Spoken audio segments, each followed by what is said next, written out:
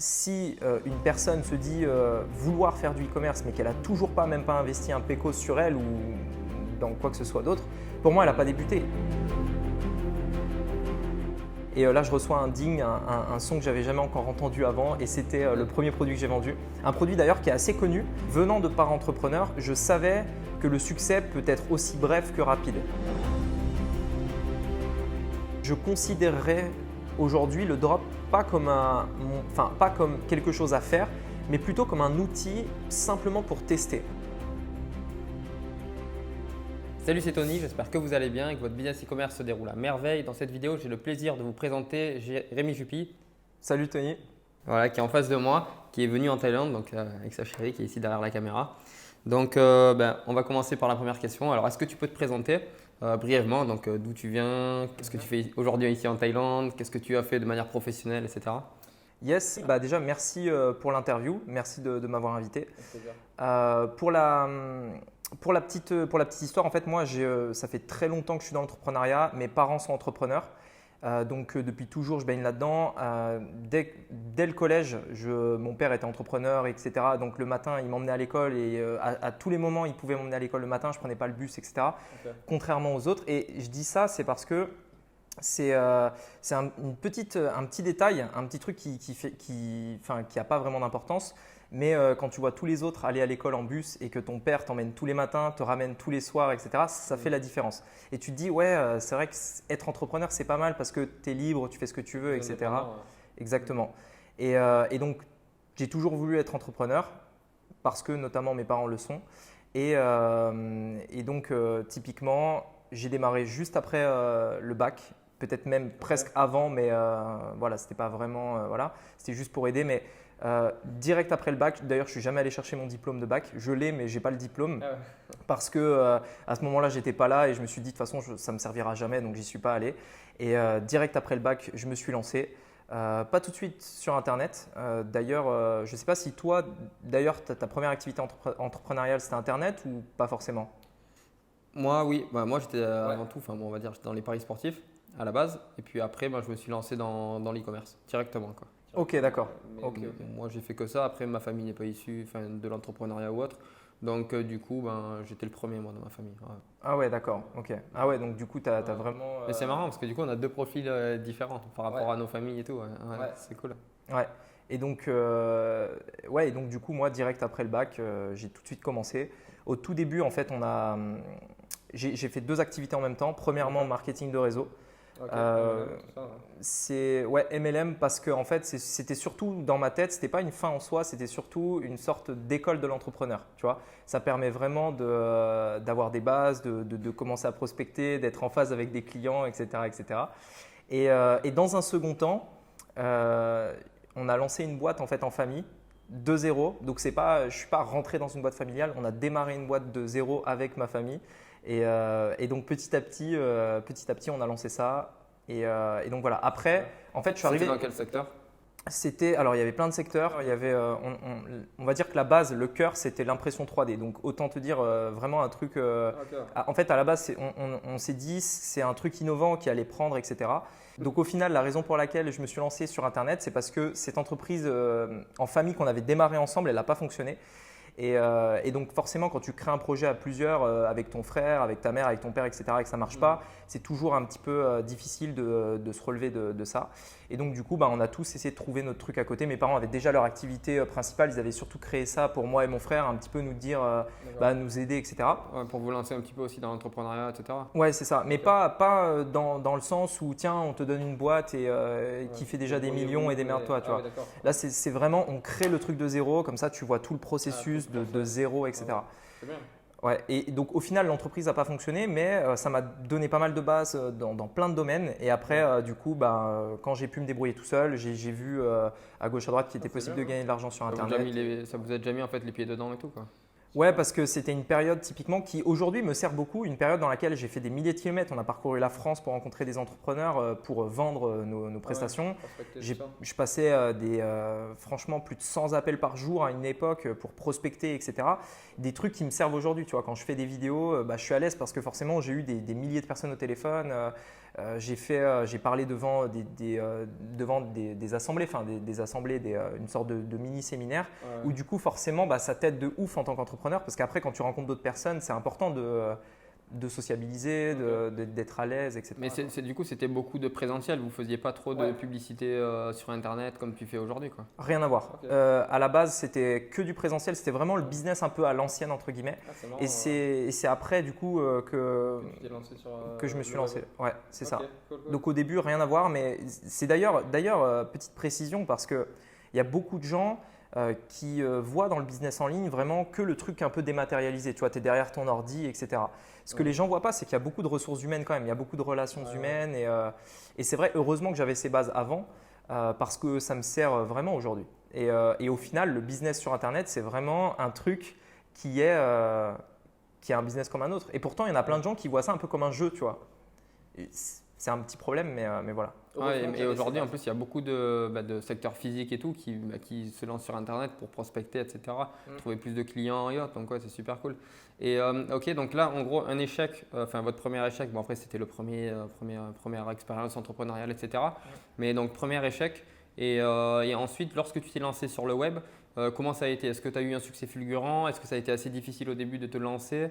Qu'est-ce qui a fait en fait que tu as eu ce déclic? Tu t'es lancé sur le web et que aujourd'hui on sait que ça fonctionne extrêmement bien pour toi. Donc quels ont été tes débuts? Comment ça fonctionne, quoi? Comment tu as fait par exemple? Ouais, les débuts, j'ai été inspiré par quelqu'un sur YouTube, peut-être j'imagine comme beaucoup d'entre nous.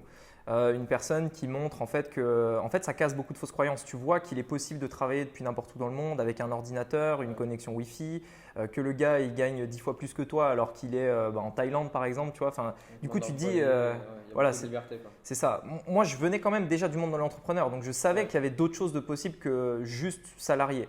Et pourtant, quand tu découvres Internet, même si tu connais le monde de l'entrepreneuriat, ça reste quand même des trucs un peu à l'ancienne, tu vois, il faut prospecter, il faut faire du porte-à-porte. J'ai fait du porte-à-porte. Donc moi, le gars qui est derrière son ordinateur un peu, je dirais pas comme un planqué, mais tu vois, c'est un peu dans sa grotte et qui se montre pas trop et qui fait son truc, quoi. C'est ça. Et moi, ça me correspondait bien. Et donc, du coup, j'ai vu ça. Et donc, pour le coup, ça a pris pas mal de temps déjà à réaliser le truc. C'est-à-dire, quand on ne vient pas du business en ligne au début, on se dit, je ne comprends pas, tu vois, c'est pas tangible, etc. C'est comment ça marche, comment les gens nous trouvent, comment ils achètent, pourquoi ils achètent, etc. Et donc voilà, après, comment j'ai commencé, c'est simple. Pour moi, j'ai toujours considéré que le vrai moment où j'ai commencé, c'est le jour où j'ai commencé à investir. Et je le dis d'ailleurs sur Internet, si une personne se dit vouloir faire du e-commerce mais qu'elle n'a toujours pas, même pas investi un pécos sur elle ou dans quoi que ce soit d'autre, pour moi, elle n'a pas débuté. Tu commences le jour où tu investis, tu vois. Donc pour toi, investir, quand tu dis investir, c'est investir dans les connaissances, c'est-à-dire dans le savoir, en prenant des formations, etc. par exemple, ou investir dans… Par exemple, dans du stock en e-commerce ou ce genre de choses? Alors, différents types d'investissements, pas forcément les connaissances. Okay. Je considère que la connaissance, c'est la première chose à faire, mais maintenant, il y en a qui commencent comme ça sans forcément investir dans la connaissance. Pour moi, ils ont fait un premier pas parce que c'est plus le gars qui est là derrière Internet avec le mindset je vais pouvoir devenir riche comme ça juste avec mon ordinateur et 100 balles dans Facebook pour démarrer, tu vois. Donc, ce n'est pas vraiment cette mentalité. C'est vraiment, pour moi, l'investissement. Si tu investis, c'est que derrière, tu as la mentalité de l'entrepreneur. C'est que tu considères plus ça comme qu'un jeu ou qu'un truc qui peut te faire gagner de l'argent, mais que tu as conscience que tu peux en perdre et que même le fait de savoir ça ne t'arrête pas et te donne même au contraire envie d'aller plus loin, de dépasser tes limites, etc. Et donc, investissement, les connaissances, c'est clair, pour moi, c'est la première chose. Maintenant, il y en a qui passent par d'autres chemins, voilà quoi. Donc, dans mon cas, là où j'ai vraiment démarré, c'est pour ma part, c'était de l'investissement dans une formation. Un formateur français, à l'époque, c'était, je crois, en 2016 ou 2017, je ne sais plus, 2017, je crois. Donc, c'est pas si vieux que ça en réalité. Donc, à l'époque, il y en avait beaucoup moins qu'aujourd'hui. Ça fait quelques années. Ça avance vite en fait. Ça avance vite, c'est clair. C'est clair que la formation que j'ai achetée il y a quelques années, aujourd'hui, elle serait plus valable. Ouais. Mais à l'époque, il n'y avait pas autant de formateurs qu'aujourd'hui. Pour le coup, c'était… donc moi, mes premiers résultats, on va y revenir juste après, mais c'était vraiment dans le e-commerce. La formation, ce n'était pas du tout du e-commerce, c'était réussir sur Internet de manière générale. c'était le business en ligne. C'était comprendre déjà les fondamentaux, tu vois, comprendre vraiment l'univers. C'était un univers nouveau, donc comprendre qu'il existait les blogs, qu'il existait le SEO, qu'il existait la pub, qu'il existait le fait de vendre des produits physiques, des formations, en fait, un peu tout ça. Et donc, j'ai découvert un petit peu toutes ces facettes du business. Et c'est seulement en allant à un séminaire qui s'est déroulé à Cannes en 2017 où j'ai vu un intervenant qui parlait du e-commerce. Et à l'époque, c'était du drop en particulier, puisque en 2017, c'était les prémices, c'était le début. Et dropshipping, voilà, et c'était très très peu connu, enfin beaucoup moins qu'aujourd'hui. Ouais. Et donc moi, je l'ai découvert là-bas. Et donc, il nous a partagé quelques chiffres, etc. C'était des trucs… moi j'avais connu un petit peu pour avoir peu de résultats, vraiment la sueur, tu vois, genre franchement on faisait des milliers de kilomètres, on tapait aux portes, etc. Et le mec il te dit là sur scène que derrière son ordi il fait 10 fois plus, alors que voilà c'est… Non, il lève pas son cul de la chaise. Voilà c'est ça, c'est ça. Et donc moi je me suis dit putain ouais il y a un truc à faire, etc. Et puis après cet événement j'ai pris 1 ou 2 jours de réflexion. Je me suis dit, ok, est-ce que c'est vraiment ça? Est-ce que c'est bien, etc. Et puis après, je me suis lancé. Premier essai, ça n'a pas marché. Deuxième essai, ça n'a pas marché. Troisième, ça n'a pas marché. Et ce n'est que, je crois, le 4e ou 5e truc qui a vraiment fonctionné. J'étais dans mon lit en plus. J'avais mon téléphone au pied du lit. Et là, je reçois un ding, un son que j'avais jamais encore entendu avant. Et c'était le premier produit que j'ai vendu. Un produit d'ailleurs qui est assez connu. C'est une sorte de moule à pancake rouge, tu vois. Je ne sais pas si tu vois ce que c'est. Ouais, je vois. Il a été beaucoup vendu et voilà, je l'ai vendu. Enfin, en réalité, je n'étais même pas rentable. Il n'a même pas tenu très longtemps ce produit-là. Mais c'était simplement, ça m'a cassé une fausse croyance. On peut gagner de l'argent en dormant dans… Enfin, j'étais dans mon lit, tu vois, quand j'ai fait la vente. Ouais. Donc, je me suis dit, putain, ouais, j'ai fait une vente. J'étais dans mon lit tranquille en train de regarder la télé et voilà, tu vois. Ouais. Et puis après, ça s'est enchaîné. Puis après, j'ai persévéré. J'ai essayé de comprendre les trucs. J'ai pas arrêté de me former. J'ai continué de me former encore et encore et encore sur différents aspects, différentes spécialités, sur mon mindset également. Intéressant avec le e-commerce, je te coupe, c'est que voilà, en fait, c'est plein de domaines différents qui vont faire que après tu arrives à monter ton e-commerce et du coup tu te formes dans plein de secteurs différents et ça c'est super parce qu'après si tu n'aimes pas vraiment le e-commerce, peut-être que je sais pas, créer des sites, monter des sites ça va te plaire, peut-être que monter des vidéos publicitaires ça va te plaire, peut-être que faire du media buying, c'est-à-dire de l'achat publicitaire sur les vecteurs de trafic, peut-être qu'il n'y a que ça qui va te plaire et tu vas faire que ça et monter une agence marketing. Tu vois, c'est ça qui est super en fait dans le e-commerce, c'est que tu touches à plein de secteurs différents. Donc ouais, comme tu dis, c'est super. Donc là, du coup, premier succès en e-commerce. Donc là, à ce moment-là, tu étais déjà indépendant. Tu gagnais vraiment très bien sur le web. C'était vraiment le début. Là, alors, enfin oui, là j'ai commencé déjà indépendant, tu vivais de ça. Quand j'ai démarré ce premier projet qui a réussi, j'étais pas indépendant avant, mais celui-ci m'a permis m'a permis de devenir indépendant. Pas alors indépendant sur le papier, mais pas dans la tête. C'est-à-dire que j'avais vraiment au fond de moi ce sentiment de me dire bon ça marche, c'est cool, etc. Mais venant de parents entrepreneurs, je savais que le succès peut être aussi bref que rapide. Et mon père m'a toujours dit ça, m'a toujours dit attention aux étoiles filantes, etc. Des mecs qui ont des résultats tac comme ça. Aujourd'hui, peut-être pas dans 3 mois. Quoi. Ouais. Et moi, j'ai toujours eu cette mentalité. Et encore aujourd'hui, je me dis ok, bon aujourd'hui on a des résultats, etc. Mais qui me dit que ces résultats que j'ai aujourd'hui vont durer encore 2 ans, 3 ans, voilà. 5, 10 ans. Et toute ma vie et tous les jours, je pense comme ça. Je me dis ok, c'est très bien, mais il faut sécuriser, tu vois. Ouais. Et donc pour moi, la vraie indépendance financière dans ma tête, je l'ai eu bien après. Bien après, quand j'ai compris comment vraiment avoir un business solide sur lequel tu peux compter et sur lequel tu te dis ouais, c'est bon, tu vois, je peux partir en vacances, je peux… un truc qui remplace vraiment la sécurité que tu ressens quand tu es en CDI, ou même si j'ai jamais été en CDI, mais j'imagine ce que tu dois ressentir, tu vois, tu te dis bah ouais, la paye tombe tous les mois, voilà, c'est sécure, tu sais ce qui va tomber, à quelle date, etc. Ok, et à quel moment tu t'es lancé dans tout ce qui est infoprenariat? Parce que là, tu vendais donc des produits physiques en e-commerce, etc. Ce qui t'a permis de devenir indépendant, d'être bien, tout ça, d'en vivre. Et après, à quel moment tu es parti sur tout ce qui est infoprenariat, vente de produits virtuels? Alors en fait, ce qu'il faut savoir, c'est qu'avant le e-commerce, parmi les différentes choses que j'avais testées, la toute première chose que j'ai testée avant la vente de produits physiques, c'était de l'infoprenariat justement. C'était dans le développement personnel, donc rien à voir avec ce que je fais aujourd'hui. Et ça n'avait pas fonctionné, non pas parce que ce n'était pas un bon domaine ou une bonne niche, pour ceux peut-être qui voudraient aller là-dedans, mais simplement parce que, et en toute franchise, je n'ai pas persévéré parce que pour moi, ça n'allait pas assez vite, etc. C'est d'ailleurs pour ça que je me suis reconnu dans l'e-commerce, parce que la publicité, j'avais besoin de résultats rapides en fait. Ok. Donc la publicité m'a permis d'avoir ça. Clairement. Et le premier business que j'ai lancé, ce n'était pas du tout le cas. Et en fait, j'ai fait partie de ces mecs. Toi, tu es un peu différent. Toi, tu as vraiment eu tes résultats en e-commerce et maintenant, du coup, tu es plus dans le partage de tes connaissances, etc. Moi, j'ai été, on va dire, l'autre profil où je partage mon parcours pendant que mon parcours se produit. Ok, d'accord. Où vraiment, tu vois, pendant que je teste, pendant que je fais mes trucs, et ben, je partage au quotidien un petit peu ce qui se passe. Ok. Et il y a généralement ces deux types sur Internet.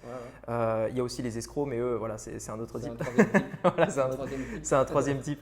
Et donc voilà. Et en fait, pour moi, l'infoproduit, ça a toujours été un truc que j'ai vraiment voulu faire parce que j'aime bien en fait partager. Je trouve que là où j'ai le plus appris, c'est en partageant.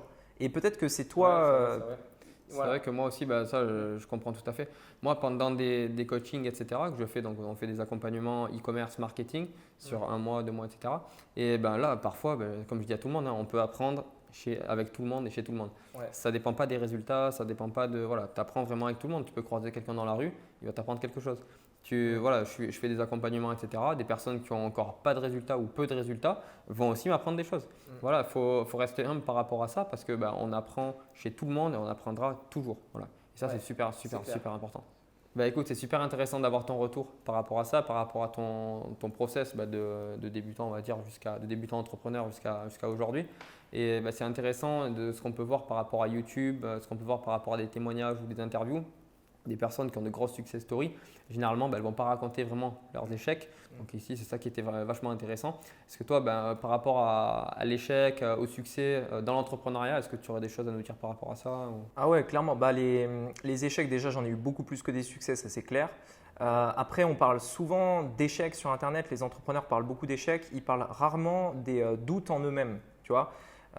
Ça, c'est aussi un gros point qui est encore moins abordé que les échecs parce que, en fait, on ne se rend pas compte, c'est que, je ne sais pas, depuis que aujourd'hui j'ai 23 ans, depuis que j'ai 18 ans, alors certes, il ne s'est pas passé longtemps, mais en quelques années, c'est pas une ligne droite en fait. C'est même pas, c'est des moments où des fois tu te dis putain, qu'est-ce que je suis en train de foutre, ou alors est-ce que j'ai envie de tout arrêter, de tout envoyer foutre, tu vois, j'ai envie de carrément changer, j'ai envie de tout claquer, tu vois. Le doute, voilà, c'est ça. Et pour moi, les échecs, c'est beaucoup moins difficile à vivre que son propre mindset, que ses propres émotions. Des trucs qui se passent, voilà, tu vois. Et des fois, il y a des journées horribles où tu as juste envie de tout envoyer chier, quoi, c'est tout. Et donc voilà, pour moi, c'est tout ça. Et ce qui fait aussi que, en effet, la réussite, le gars sur Internet qui montre que de la réussite, pour moi, c'est un gars surtout pas à écouter. Et d'ailleurs, généralement, quand je parle avec quelqu'un, je parle généralement beaucoup plus de ses échecs que de ses réussites, parce que c'est de ça qu'on apprend. Les réussites, généralement, c'est issu d'échecs passés. Donc pour moi, c'est un truc hyper important. Ouais, c'est clair. Et c'est important parce que souvent, le doute, c'est ce qui va t'amener vers un échec ou ce qui va t'amener vers que tu ne vas pas passer à l'action ou ce genre de choses. Tu vois. Donc ouais, c'est clair, super intéressant. Ouais, moi, j'aime bien le dev perso, Napoleon Hill en particulier. Okay. Et pour lui, il y a 3 points. Tu vois, c'est le doute, la peur et l'indécision. Les trois trucs en fait qui peuvent vraiment te bloquer ou te… Ouais, c'est ça. En fait, être au final ton pire ennemi, parce que généralement, c'est ça le problème, tu vois. C'est quand l'entrepreneur, c'est lui qui se met des bâtons dans les roues, tu vois. Et d'ailleurs, on connaît très bien ça. Enfin, j'imagine que tu connais très bien ça. Tu vois, des fois, tu dois te dire, putain, je fais du travail de merde, ou alors je suis nul, ou lui, il est meilleur que moi. On en parlait tout à l'heure en off, hein, c'est ça qui te met aussi, qui t'amène un peu de l'anxiété, du stress derrière, parce qu'on se met trop de pression. Ouais. Et souvent, les entrepreneurs, ce sont des compétiteurs. On veut toujours faire mieux, mais la compétition, on la fait contre nous-mêmes. Ouais, et tu vois, et le truc, c'est que derrière, anxiété, stress, échec, voilà, il y a tout qui suit. Donc, c'est clair que faire gaffe par rapport à ça. Ouais, c'est ça. C'est pour ça que j'aime bien parler de cet aspect-là et que voilà, les réseaux sociaux, c'est bien, mais il faut aussi voir tous les aspects, quoi. Mais bon, ça reste quand même hyper intéressant, quoi. Mais il faut avoir le bon mindset derrière. Donc, c'est pour ça que, pour revenir un petit peu sur ce qu'on disait, je pense que la première chose à travailler, c'est bien entendu ses compétences sur la technique, mais aussi sur soi-même. Tu vois, Ouais. être, voilà, avoir un bon mindset. C'est quasiment le plus important en fin de compte. D'ailleurs, toi, comment tu as fait pour te créer un mindset d'entrepreneur n'étant pas fils d'entrepreneur? Tu vois, d'où tu tiens ça? Ouais, moi, c'est plus, on va dire, du sport parce que j'ai fait des sports individuels et c'est ben, focus. J'ai fait des sports de combat, donc du coup, pour moi, c'est focus, focus, focus. Quand tu vas sur un ring ou sur un tatami ou quoi, c'est pas pour tu vois, enfiler des perles. Et quand tu y vas, ben, c'est pour gagner. Tu vois, donc tu montes pas sur un ring pour te faire massacrer ou quoi que ce soit. Donc pour moi, déjà, c'était ça. Avant de monter sur les rings, ben, il y a tous les entraînements, les préparations en combat, tout ça. Et même pendant une phase d'entraînement, pendant une phase sur des sparring, même sur que de la course à pied, tout ça, ben voilà, tu es focus, focus, focus. Et moi, c'est surtout ce qui m'a beaucoup aidé dans l'entrepreneuriat, c'est tu vois, le fait d'être compétiteur. La compétitivité. Moi, j'ai toujours voulu réussir, même quand c'est pas contre d'autres personnes, c'est moi-même, tu vois. Ouais. Je veux toujours, si j'arrive pas à faire un truc, mieux, ouais. eh ben, je vais y arriver dans tous les cas, tu vois, parce que voilà, si j'y arrive pas, ben, je vais y arriver quand même. Donc voilà, c'est vraiment, moi, c'est ça qui m'a aidé. Et ouais, c'est vraiment le sport qui m'a aidé, moi, clairement. C'est quasi que le sport. Après, je pense aussi c'est aussi un peu, tu nais comme ça, c'est un peu inné aussi. Donc voilà, après, c'est sûr que ça s'apprend avec le développement personnel, ça s'apprend de plein de manières, hein. Donc tu peux, voilà, c'est… Mais de ton côté, le sport, c'était lié à la passion. Ouais, la passion, ouais, c'est surtout Et pour toi, ça la compte? passion, ouais. C'est-à-dire, ça compte. Est-ce que, par exemple, tu dois être passionné par le e-commerce pour faire du e-commerce? Le e-commerce, c'est mieux d'être passionné parce que bah, c'est un terrain semé d'embûches, hein, encore plus aujourd'hui qu'il y a allez, 5 ans, 6 ans, 7 ans. Mais ouais, c'est beaucoup mieux d'être passionné parce que si tu as la passion, derrière, tu iras plus loin. Et bah, pour moi, c'est beaucoup mieux d'être passionné. Après, si tu n'es pas passionné, bah, voilà, il y en a qui outsourcent tout, c'est-à-dire qu'ils ne font rien, qui vont tout déléguer. Et c'est que des businessmen, voilà, ils comprennent quasiment rien au e-commerce. Et c'est comme des investisseurs, il y a des personnes qui vont donner leur patrimoine, leur argent à des gestionnaires de patrimoine et ils ne comprennent rien à la gestion de patrimoine, aux investissements, etc. Voilà, donc les personnes ne sont pas passionnées par l'investissement, quoi que ce soit, mais ils vont le déléguer. Pareil dans le e-commerce, quoi. Mais le mieux quand tu veux le faire toi-même et construire un petit empire, eh ben, c'est d'être passionné. Selon moi, c'est d'être passionné. Ouais. Ouais, mais après, il y a plein dans le e-commerce, il y a plein de domaines. Donc tu peux être passionné dans un ou deux domaines en particulier et déléguer tout le reste. Ouais. Donc ça ne pose pas de problème. Ouais. Ouais, c'est vrai que j'en parlais avec ma copine, on disait, enfin moi, typiquement ma passion, elle n'est pas vraiment dans le e-commerce ou dans l'infoprenariat ou dans ces trucs-là, mais plutôt dans le fait de toujours en fait relever des défis qui te paraissent impossibles à la base. Tu vois, tu te dis putain ouais, tu vois, je fais du e-commerce, tu vois, à la base tu étais le mec qui connaissait rien et d'un coup tu en es là. Pareil dans l'immobilier, dans la bourse ou tous ces trucs-là. Exactement, je suis d'accord avec toi. Au début, tu fais vraiment ça pour aller, on va dire, en vivre et tout. Ouais. Une fois que tu as passé cette étape de en vivre et de très très bien en vivre, après c'est plus des challenges, comme tu dis. C'est plus, c'est ça. Après, tu es toujours un peu dans la compète, mais avec toi-même. Ouais, avec toi et toi. Ouais. Et c'est vrai que c'est ça qui devient passionnant. À se surpasser en permanence. Ouais, parce que tu vois, je pense peut-être à la personne qui nous écoute et qui a jamais fait de e-commerce, qui se dit putain, est-ce que je dois vraiment faire du e-commerce si je suis pas passionné? Mais en soi, la passion, tu peux pas savoir avant de le faire au final. Il faut juste tenter, tester et se lancer. Enfin, pour moi, c'est ça. Ouais, et après, c'est plus faire du e-commerce pour gagner de l'argent, mais plus faire du e-commerce pour offrir, je sais pas, des produits de très très bonne qualité, quelque chose en plus aux personnes et plus vendre uniquement des produits qu'on va prendre sur AliExpress, qu'on va mettre sur Shopify et qu'on va promotionner comme ça. C'est plus vraiment essayer d'apporter un maximum de valeur aux clients qu'on va avoir, à la communauté qu'on va avoir en fin de compte. Donc ouais, c'est plus ça maintenant que complètement. Super, bah écoute, super.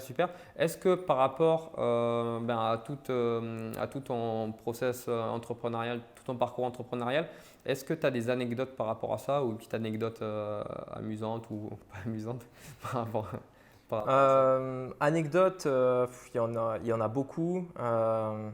Franchement, il y en a beaucoup, donc c'est difficile de répondre.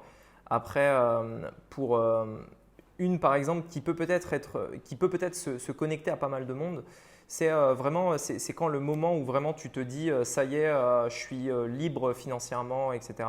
Ou ça y est, tu vois, il y a un truc, tu as passé un step, etc. Pour moi, c'était deux choses. C'était le jour par exemple où tu gagnes plus en un mois qu'en un an avant ou que la plupart des gens en un an. Tu vois, tu te dis bah ouais, toi tu as passé un truc. Et puis l'autre, c'était, moi j'ai toujours eu un très très grand besoin de sécurité, tu vois. Je veux avoir de la prévisibilité. Typiquement, je ne pourrais pas être un trader qui fait du day trade ou ce genre de truc. Ou voilà, j'aime bien les trucs stables. Certes, peut-être un peu plus lent, tu vois, mais vraiment stable et sécuriser, sécuriser mon business. Tout ça, ouais. Je suis un peu comme toi, j'ai un peu le même profil que toi. Voilà, j'aime bien avoir le contrôle sur les trucs et tout ce que je fais aujourd'hui, en fait, tout ça, je l'ai prévu dans un plan. Je dirais, ça ne s'arrête pas à Internet. Ça s'arrête. Pour moi, c'est pas Internet n'est pas la finalité, c'est une partie. C'est pas non plus juste une chose que je vais arrêter plus tard. Je pense que c'est quelque chose que je ferai toujours, mais ce n'est qu'une partie. Et pour moi, la vraie sécurité, c'est premièrement, c'est quand tu peux générer de l'argent, mais sans rien faire, c'est-à-dire tu passes même pas une minute, voilà. Typiquement, pour l'anecdote, tu vois, là, ça fait à peu près un mois, qu'on est en Thaïlande. On est arrivé le 28 mai. Okay. Aujourd'hui, on est quel jour? On est le 23, 24 juin. 23, 24. Donc, ça fait à peu près un mois et on n'a presque pas bossé. J'ai presque pas bossé. Ça bosse quasiment en automatique, quoi.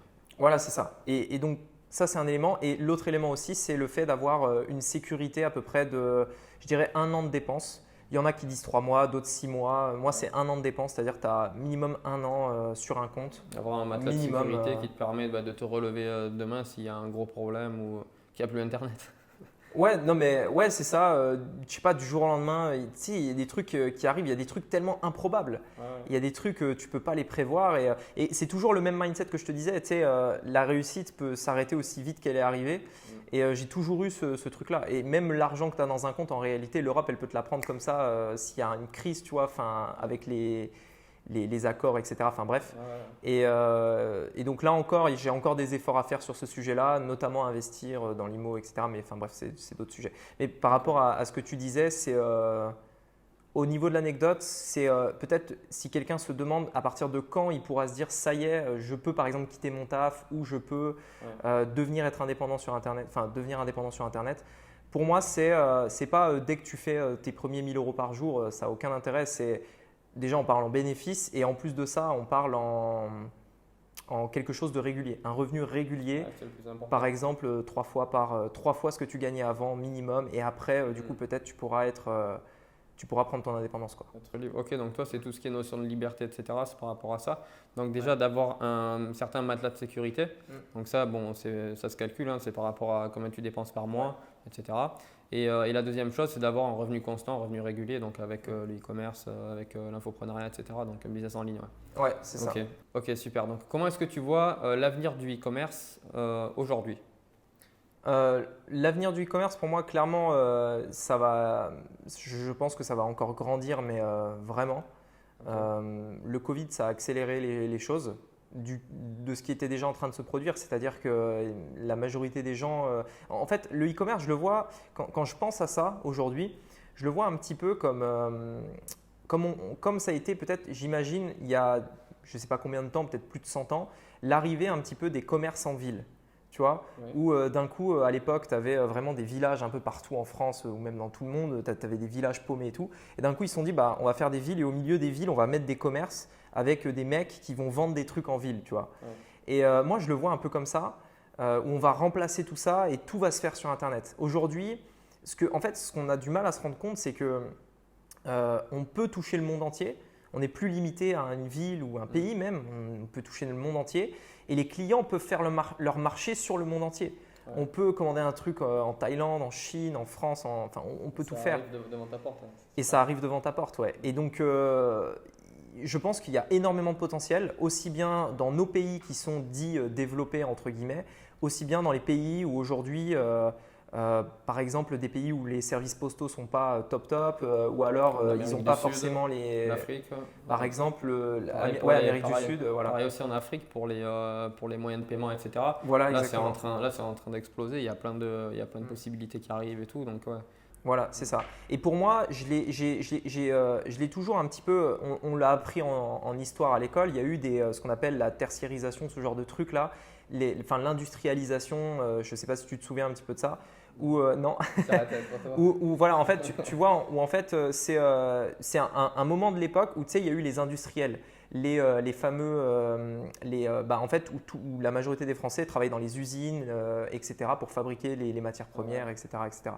C'était une période de l'histoire où vraiment les États se sont industrialisés, ce qui a créé le monde d'aujourd'hui. Et j'ai l'impression que le e-commerce, c'est ça. C'est comme un autre totalement un changement d'économie total. Tu vois. L'économie va complètement changer et clairement, ceux qui se lancent maintenant, ils vont en profiter, quoi. Ok, super. Bah, écoute, merci beaucoup par rapport à ce que tu penses sur l'avenir du e-commerce. Maintenant, une question un petit peu plus tatillonne, on va dire, par rapport au dropshipping. Donc, qu'est-ce que tu penses du dropshipping et de son avenir? Alors, pour moi, le dropshipping, alors, il y a eu beaucoup de confusion, je trouve. Il y a beaucoup de gens qui, quand on dit dropshipping, pensent tout de suite à AliExpress ou Oberlo, ce genre de truc. Le dropshipping en soi, c'est un truc qui existait déjà depuis longtemps et qui existera encore, je pense, pendant très longtemps. C'est simplement le fait de ne pas forcément s'occuper de tout ce qui est logistique, etc. C'est-à-dire que tu vas avoir tes clients, mais tu peux très bien travailler avec une usine, ça peut être en France également, qui va expédier tes produits, etc., etc. Donc pour moi, ça peut fonctionner.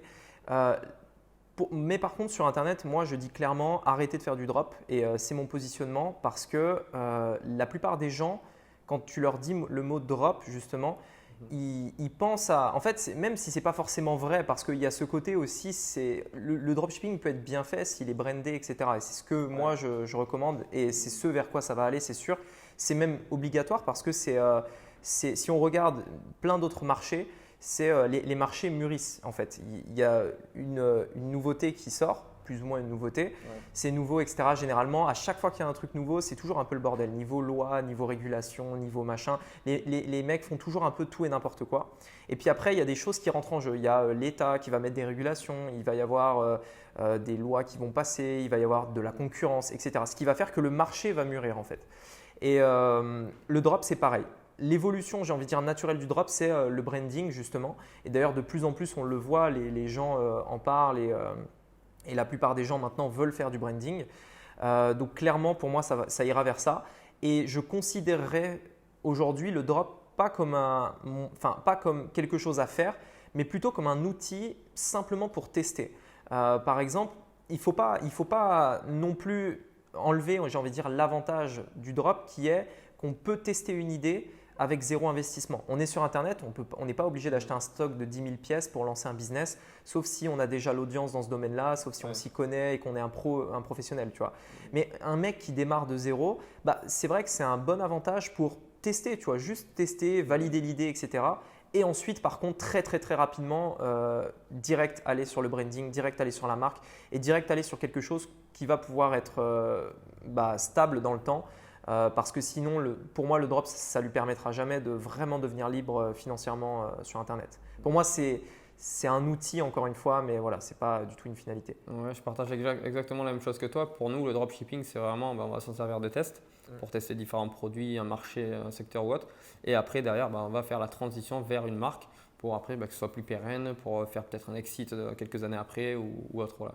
C'est ce qu'on partage au sein de nos coachings, de nos formations, etc. C'est ce que tu fais toi aussi. Donc ouais, ça, je te rejoins tout à fait. C'est exactement c'est exactement ça en fait aujourd'hui. Donc carrément. Puis après, ça s'arrêtera jamais. Dropshipping ne s'arrêtera jamais. C'est un modèle dans le e-commerce, juste sans stock. Et puis voilà quoi. Donc ouais, ça s'arrêtera jamais. C'est clair et net. Simplement les méthodes qui vont un peu changer, plus les méthodes et les techniques quoi. C'est tout. Ouais. Mais sinon ça va juste évoluer en fin de compte. Superbe. Écoute, on va revenir un petit peu sur toi maintenant. Quels sont tes objectifs sur le long terme vraiment par rapport à toi, que ce soit privé ou plus un peu plus professionnel? Ouais, objectif, moi je pense maintenant, c'est en fait 2020 pour moi c'était une année pendant laquelle on avait envie avec ma copine de voyager. On s'était dit, voilà, ça fait déjà quelques temps qu'on bosse, ça commençait à très bien fonctionner. On s'est dit, tiens, 2020, on va voyager, tu vois. Et là, boum, il y a le Covid. Et donc, du coup, on n'a rien pu faire, on n'a pas pu voyager, on a été bloqué, etc. Le pays fermé, les frontières fermées, etc. Et donc, moi, maintenant, j'ai vraiment envie de profiter plus de cette liberté qu'Internet a pu m'offrir, de pouvoir en profiter à l'échelle planétaire, j'ai envie de dire. Et l'objectif maintenant, encore une fois, c'est toujours de sécuriser le plus possible. Tant que j'aurai pas, j'ai envie de dire, des revenus, on va dire, des revenus passifs. Enfin, un revenu passif, c'est pour moi, c'est quand l'argent génère de l'argent. Tant que j'aurai pas ça, mais suffisamment pour très largement en vivre et même beaucoup plus au-dessus de mes moyens, j'aurai toujours ce doute de me dire est-ce qu'il peut y avoir un truc qui change, etc. Et j'aurai toujours ce truc au fond de moi qui me dit il faut encore que je peux encore sécuriser. Quand tu atteins, d'ailleurs, si tu lis le livre de Robert Kiyosaki, il partage un cadran, le quadrant cash flow, avec les 4 étapes, etc. Première étape, c'est échanges ton temps contre de l'argent, c'est le salarié.